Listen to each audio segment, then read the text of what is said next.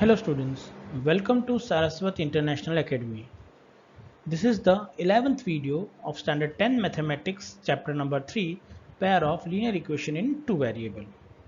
Last video में आपने exercise 3.5 का solution using the cross multiplication method study कर लिया है. तो हम आज इसके next topic पे आगे बढ़ेंगे. तो शुरू करते हैं इसका next topic.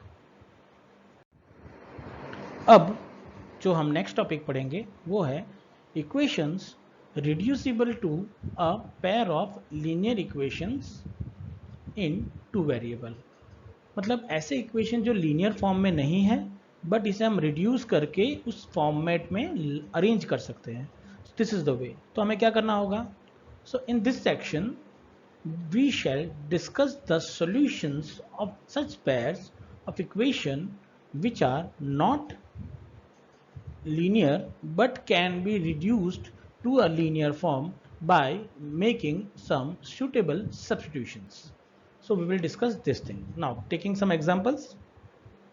Example number 17. First of all, solve the pair of equations.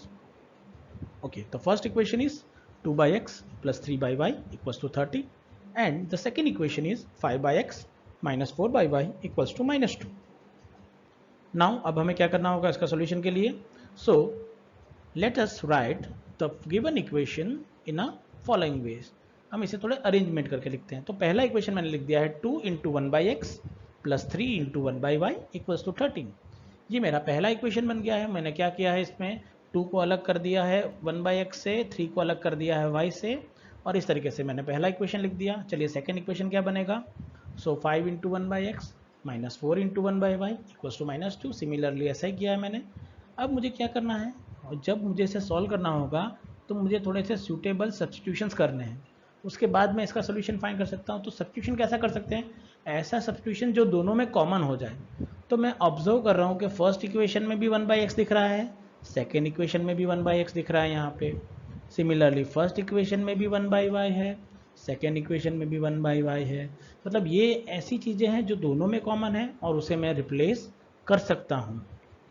तो उसके लिए मैं क्या करता हूँ कि लेट वी अज्यूम और सब्स्टिट्यूट 1 बाई एक्स को मैं लिख देता हूँ small p and 1 by Y equals to लिख देता हूँ small q in equation number 1 and 2 and we will gate.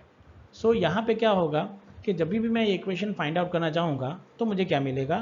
तो जहाँ जहाँ 1 बाई एक्स है वहाँ पे आप p रख दीजिए, 1 बाई वाई है वहाँ पे आप q पुट कर दीजिए. तो देखिए आपको क्या मिलेगा. पहला इक्वेशन होगा 2p plus 3q equals to 13. ये मेरा नेक्स्ट थर्ड इक्वेशन बनेगा नया वाला. Similarly 5p minus 4q equals to minus 2. ये मेरा फोर्थ इक्वेशन बन जाएगा. अब मुझे क्या करना होगा? इसे सॉल्व करना होगा. सॉल्व करने के लिए मेरे पास 3 मेथड्स है: substitution method, linear equation elimination method और cross multiplication method. So now I am using cross multiplication method. सबसे पहले मुझे क्या चाहिए? कोफिशिएंट्स. तो कोफिशिएंट कैलकुलेट करने के लिए फर्स्ट इक्वेशन में से मुझे मिलेगा a1 equals to 2, b1 equals to 3, c1 equals to minus 13.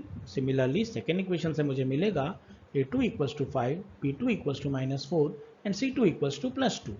अब यहाँ पे हम क्या करेंगे कि अब यहाँ पे मुझे इसे क्रॉस मल्टीप्लिकेशन मेथड में लिखना है. तो सबसे पहले वो क्या हो जाएगा? p divided by 3 into minus 4 minus 13 divided by 2, q divided by minus 13 2 2 5 और 1 डिवाइडेड बाई 2 3 5 एंड माइनस 4. ये मुझे मिल जाएगा. अब इसे हम क्रॉस मल्टीप्लिकेशन मेथड से सॉल्व करेंगे. तो सॉल्व करते हैं इसको. तो अब स्टार्ट करेंगे. आपके पास है p divided by 3 minus 4 minus 13 2, q divided by minus 13 2 2 5 and 1 divided by 2 5 3 and minus 4. चलिए क्रॉस मल्टीप्लिकेशन कैसे करना है मुझे पता है. 3 इंटू 2 करना होगा, माइनस 4 इंटू माइनस 13, वैसे माइनस 13 इंटू 5, 2 इंटू 2, बाद में 2 इंटू माइनस 4, 5 इंटू 3. तो प्रोसीड करेंगे तो मुझे मिलेगा p divided by 3 into 2 minus of minus 13 into minus 4, q divided by minus 13 into 5 minus of minus 2 into 2 and 2 into minus 4 5 into 3.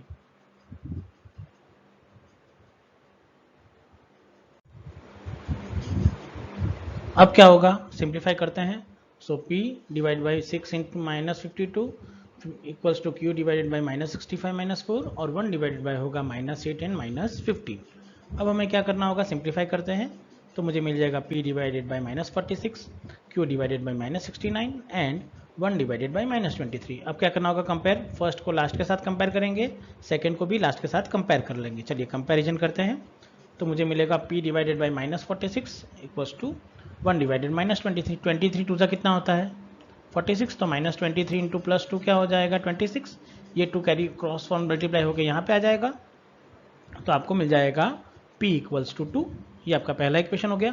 पर मुझे तो x की वैल्यू फाइंड करनी है, तो p को मैंने क्या लिखा था 1/x, तो आई can say 1/x equals to 2। So x equals to मुझे क्या मिल जाएगा क्रॉस मल्टीप्लाई करने पर 1/2। x और 2 क्रॉस मल्टीप्लाई हो जाएंगे, तो x यहाँ चला जाएगा, 2 नीचे आ जाएगा इस तरीके से, तो ये हो जाएगा x इक्वल्स टू 1/2। तो ये मेरी पहली वैल्यू मिल गई मुझे p की वैल्यू से x की वैल्यू फाइंड कर ली। अब y के लिए q को कंपेयर करते हैं, तो q divided by -69 equals to 1 divided by -23। Again cancellation क्या होगा 23 3 -69, तो ये हो जाएगा 3। अगेन 3 क्रॉस मल्टीप्लाई होके यहाँ पे चला जाएगा, तो आपके लिए मिलेगा q इक्वल्स टू +3। अब q की जगह पे मैं लिख सकता हूँ 1/y, so 1/y equals to 3। So therefore मैं यहाँ पे लिख सकता हूँ y इज इक्वल्स टू 3। तो इस केस में मेरा आंसर हो जाएगा y is equals to 3। So मेरे दो आंसर आ गए, x equals to 1/2 and y is equals to 1/3, जो मेरे इस पैर ऑफ इक्वेशन के क्या हो जाएंगे, सोल्यूशन हो जाएंगे। तो इस तरीके से हम इसे फाइंड आउट कर सकते हैं। चलिए नेक्स्ट क्वेश्चन की बात करते हैं। सो नेक्स्ट एग्जाम्पल के लिए देखिए क्या करना होगा। नेक्स्ट एग्जाम्पल है example number 18। Solve the following pair of equations by reducing them to a pair of linear equation. अब मुझे इसे लीनियर इक्वेशन में रिड्यूस करना होगा and afterward I have to solve it. चलिए इसमें इक्वेशन क्या है पहले वो देख लीजिए। इक्वेशन है 5 divided by x minus 1 plus 1 divided by y minus 2 equals to 2 and 6 divided by x minus 1 minus 3 divided by y minus 2 equals to 1। तो ये दो इक्वेशन मुझे गिवन है। चलिए सबसे पहले इसके सोल्यूशन में इसे सिंपलेस्ट फॉर्म में लिखूंगा, तो 5 into 1 divided by x minus 1 plus 1 into 1 divided by y minus 2 equals to 2। ये मेरा फर्स्ट इक्वेशन होगा। सेकेंड इक्वेशन होगा 6 into 1 divided by x minus 1 minus 3 into 1 divided by y minus 2 equals to 1, जो मेरा second equation हो जाएगा। अब यहाँ पे let us put 1 divided by x minus 1 को मैं p ले लूँगा और 1 डिवाइडेड बाई y माइनस 2 को क्या ले लूँगा q। क्यों ले रहा हूँ अगेन देखिए, 1 डिवाइडेड बाई x माइनस 1 दोनों में कॉमन है, 1 डिवाइडेड बाई y माइनस 2 भी दोनों में कॉमन है, तो मैंने उसे रिप्लेस कर दिया है। तो रिप्लेस करने पे मैंने 1 डिवाइडेड बाई x माइनस 1 को लिख दिया है p, 1 divided by y minus 2 को लिख दिया है q। अब जब इसे सॉल्व करूंगा तो क्या होगा देखिए, तो मुझे मिलेगा 5p plus q equals to 2 और 6p minus 3q equals to 1। ये मेरा थर्ड और फोर्थ इक्वेशन होंगे।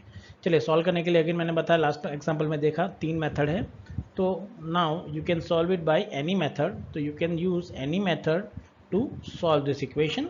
तो ये आपके लिए होमवर्क रहेगा कि आप इसे सॉल्व करिए और p और q की वैल्यू फाइंड करने के लिए ट्राई करिएगा।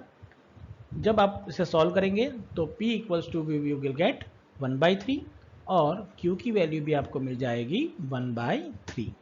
अब p की जगह मैंने क्या एज्यूम किया है 1 ओवर x माइनस 1, ये देखा लिखा है हमने यहाँ पे, तो रिप्लेस कर दो उसकी जगह पे। So I will get 1 over x minus 1 equals to 1/3। Cross multiply करने पे x माइनस 1 इक्वल्स टू क्या हो जाएगा 3। अब माइनस 1 कहाँ चला जाएगा, राइट हैंड साइड में चला जाएगा, तो प्लस 1 हो जाएगा। तो यहाँ पे आपको मिलेगा x is equals to 3 plus 1 which is equals to 4। तो ये हो जाएगा आपका पहली वैल्यू का आंसर कि x की वैल्यू क्या मिल गई 4। चलिए सेकंड के लिए q की जगह पे क्या लिखा है मैंने 1 डिवाइडेड बाई y माइनस 2, चलो उसे सब्स्टिट्यूट करते हैं। So 1 divided by y minus 2 equals to भी क्या होगा 1/3। सो 3 इज इक्वल्स टू क्या मिलेगा y माइनस 2 क्रॉस मल्टीप्लाई करने पे। अगेन यहाँ पे क्या होगा -2 शिफ्ट हो जाएगा लेफ्ट हैंड साइड पे, तो 3 प्लस 2 बन जाएगा, तो वो हो जाएगा 5। सो इस केस में y की वैल्यू मुझे मिल जाएगी कि that y is equals to 5। तो अगेन यहाँ पे मुझे दोनों आंसर मिल गए हैं, x equals to 4 and y is equals to 5 मेरे रिक्वायर्ड आंसर हैं। तो इस तरीके से मैं इसे अरेंज कर सकते हैं। अब बात करते हैं नेक्स्ट क्वेश्चन की बात करेंगे। नेक्स्ट क्वेश्चन बहुत ही इंपॉर्टेंट क्वेश्चन है आपके टेक्स्ट बुक के अकॉर्डिंग और थोड़ा सा डिफिकल्ट भी है, तो उसे ध्यान से समझना ज़रूरी है। चलो तो शुरू करते हैं उसके लिए। ओके, एग्जाम्पल है example number 19. A boat goes 30 kilometer upstream and 44 kilometer downstream in 10 hours. In 13 hours, it can go 40 kilometer upstream and 55 kilometer downstream. Determine the speed of the boat stream and speed of the boat in still water. So मुझे यहाँ पे क्या बोला गया, एक boat है, river के अंदर है, रिवर अब एक फ्लो में, एक डायरेक्शन में फ्लो कर रही है, उसमें 30 किलोमीटर अपस्ट्रीम है और 44 किलोमीटर डाउनस्ट्रीम है. चलो, अपस्ट्रीम का meaning opposite direction of flow, मतलब फ्लो अगर एक डायरेक्शन में जा रहा है तो उसकी ऑपोजिट डायरेक्शन में मैं जाऊंगा. एंड डाउनस्ट्रीम का मीनिंग होगा विद द फ्लो, मतलब फ्लो जिस डायरेक्शन में जाएगा मेरी बोट भी उसी डायरेक्शन में जाएगी. तो उसको समझने के लिए सबसे पहले मैं क्या कर देता हूँ, अज्यूम कर लेते हैं सबसे पहले कि सोल्यूशन में, तो in the solution let assuming speed of the boat in still water be x kilometre per hour and speed of the stream be y kilometre per hour. चलिए अब केस समझते हैं. सबसे पहला केस लेता हूं मैं, case number 1, upstream. What is upstream, उसे और थोड़ा डीपली समझते हैं. उसके लिए मैं एक एग्जांपल ले रहा हूं. एक रिवर है जिसमें एक बोट फ्लो कर रही है.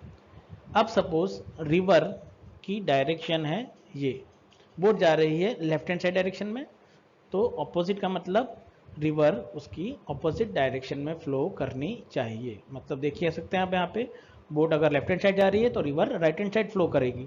सो this is case called upstream, दोनों अलग अलग डायरेक्शन में जाते हैं. चलो इसका समझने का एक एग्जांपल है. आप सी पे तो गए ही होंगे. अब वेव्स जब आती हैं तब अगर आप एक स्पीड से वेव्स की डायरेक्शन में ड्रॉ करेंगे, वेव्स आपकी तरफ आ रही है, आप वेव की तरफ दौड़ रहे हो, तो क्या हो जाता है, सर्टन जब आपका इम्पैक्ट होगा तब आपकी स्पीड क्या हो जाएगी, रिड्यूस हो जाएगी. जितनी स्पीड में आप पहले दौड़ रहे थे उससे कम होगा. तो वही केस यहाँ पे भी होता है कि जब boat opposite to stream direction में ट्रैवल करेगी तो उसकी स्पीड रिड्यूस हो जाएगी. कितनी स्पीड रिड्यूस होगी, जितनी ओरिजिनल थी वो माइनस जो स्ट्रीम की स्पीड है वो. तो यहाँ पे आप देख सकते हैं कि बोट की स्पीड क्या है, x kilometre per hour, stream की स्पीड क्या है, y kilometre per hour. So यहाँ पे लिख सकता हूँ कि the speed of the boat in upstream will be x minus y kilometre per hour. मैंने बताया इम्पैक्ट होगा, स्पीड रिड्यूस हो जाएगी.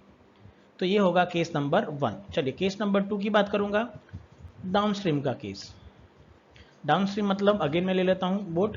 अगर boat water left hand side जा रही है तो बोट भी उसी डायरेक्शन में मूव करेगी. It is called downstream case. इसे समझने के लिए जैसे आप अगेन वेव्स के साथ, वेव्स की डायरेक्शन में अगर आप दौड़ना शुरू करेंगे तो जो आपकी स्पीड थी उससे आपकी स्पीड इंक्रीज हो जाएगी. आप एक्सपेरिमेंट कर सकते हो इस केस के लिए. आप जैसे जैसे वेव्स के साथ दौड़ोगे तो आपकी स्पीड इंक्रीज होगी, ना कि डिक्रीज. तो इस केस में भी वही होगा कि बोट की स्पीड, रिजल्टेंट स्पीड क्या हो जाएगी, इंक्रीज हो जाएगी. कितनी, जितनी स्ट्रीम की स्पीड थी उतना इंक्रीज हो जाएगा. तो इस केस में आप ले सकते हो कि that the speed of the boat in downstream will be x plus y kilometre per hour. तो ये तो मेरी रिजल्टेंट स्पीड हुई कि अपस्ट्रीम और डाउनस्ट्रीम में क्या होगा. चलो मुझे आवर्स के फॉर्मेट में रिलेशन गिवन है. तो सबसे पहला रिलेशन क्या गिवन है, देखिए. इन द फर्स्ट केस मुझे गिवन है कि when the boat goes 30 kilometre upstream, let the time takes in hours be t1. Suppose t1 hours उसे लग रहे हैं इतनी जर्नी ट्रैवल करने में. अब टाइम का रिलेशन है मेरे पास, टाइम इज इक्वल्स टू क्या होता है relation, time is equals to distance over speed. चलिए मेरे पास अब देखते हैं टाइम क्या है मेरे पास. सो टाइम से कितना लगा था वो नहीं पता, सिंगल जर्नी में टोटल टाइम पता है जर्नी का, तो सिंगल टाइम नहीं है. तो यहाँ टाइम की जगह पे मैं क्या रख दूंगा, t1. डिस्टेंस कितना कवर किया, 30 किलोमीटर्स, और स्पीड क्या है, x माइनस वाई किलोमीटर्स. चलिए तो फुट करेंगे. सो मुझे मिलेगा t1 is equals to 30 divided by x minus y. ये फर्स्ट केस हो गया. चलो उसी जर्नी में वो 44 किलोमीटर डाउन स्ट्रीम भी जा रहा है. चलिए उसके लिए क्या करना होगा, देखो. So case number 2, okay, let t2 be the time in hours taken by the boat to travel 44 kilometre downstream. चलिए तो वो क्या हो जाएगा, t2 equals to distance 44 and speed x plus y kilometre per hour. चलिए अब क्या होगा, इसको कैलकुलेट करने के लिए अब मुझे क्या गिवन है, the total time taken is 10 hours, so T1 plus T2 equals to क्या गिवन है आपको 10 आवर्स, तो T1 और T2 की जगह वैल्यू पुट करेंगे, so I will get 30 divided by x minus Y plus 44 divided by x plus Y equals to 10।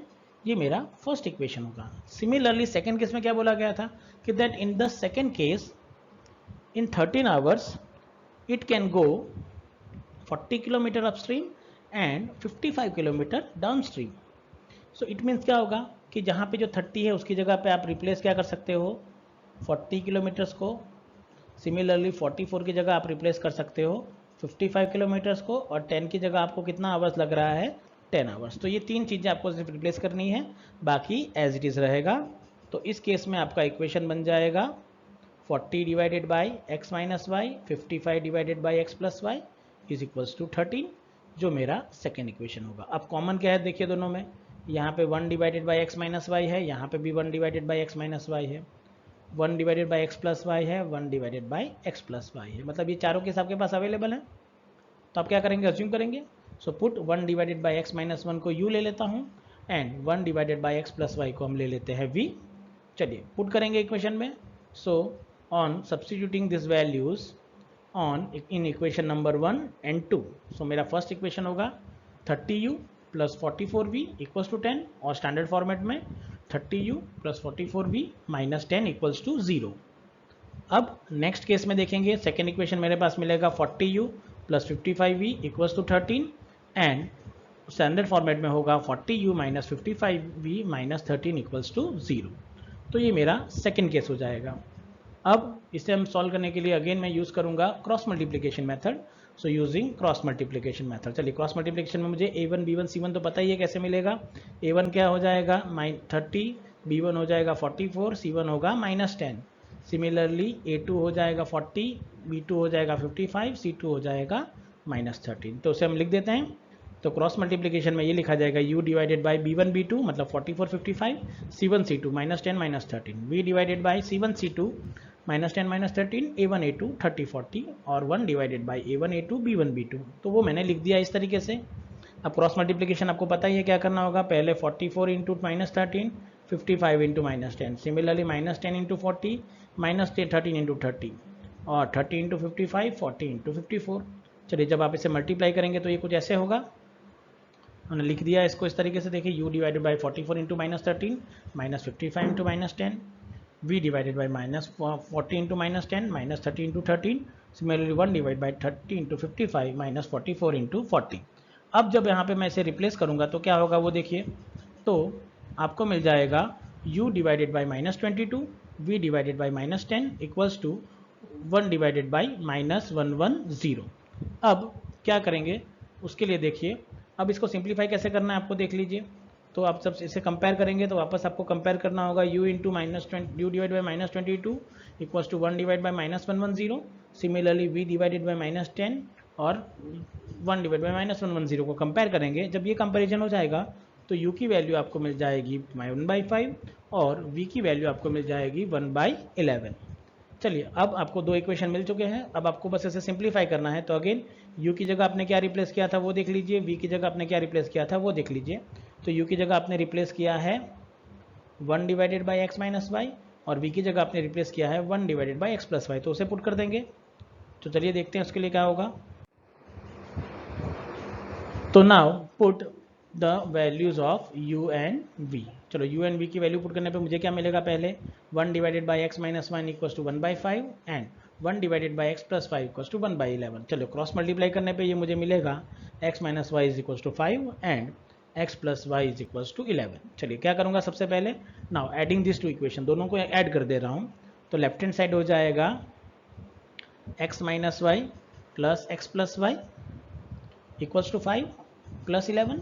चलो यहाँ पे क्या हो जाएगा, माइनस वाई और प्लस वाई कैंसिल हो जाएगा, तो आपको मिलेगा 2x, 5 प्लस 11 हो जाएगा 16, सो x इक्वल्स टू आपको मिल जाएगा 8। चलिए नेक्स्ट केस में, putting the value of x equals to 8 in first equation x minus y equals to 5, so I will get 8 minus y equals to 5। अब क्या करेंगे, सिंपल माइनस वाई को इधर शिफ्ट करूंगा तो प्लस वाई हो जाएगा, 5 इधर जाएगा तो माइनस 5 हो जाएगा, सो you will get y is equals to 3। तो यहाँ पे आपको वैल्यू मिल जाएगी y इज इक्वल्स टू 3। तो ये मेरा हो जाएगा आंसर। सो मैं यहाँ पे लिख सकता हूँ statement, hence the speed of the boat which is x is 8 km per hour and speed of the stream which is y is 3 km per hour। तो इस तरीके से आप इसे कैलकुलेट कर पाएंगे। तो ये क्वेश्चन में आपने पता चला कि कैसे आप उसे कोई ऐसे फॉर्म जो लीनियर फॉर्मेट में नहीं है उसे कंपेयर कर सकते हैं इस केस में, और उसके बाद उसे रिड्यूस करके लीनियर फॉर्मेट में उसके सोल्यूशन फाइंड आउट कर पाएंगे। इसके नेक्स्ट वीडियो में हम नेक्स्ट एक्सरसाइज 3.6 डिस्कस करेंगे। Thank you very much.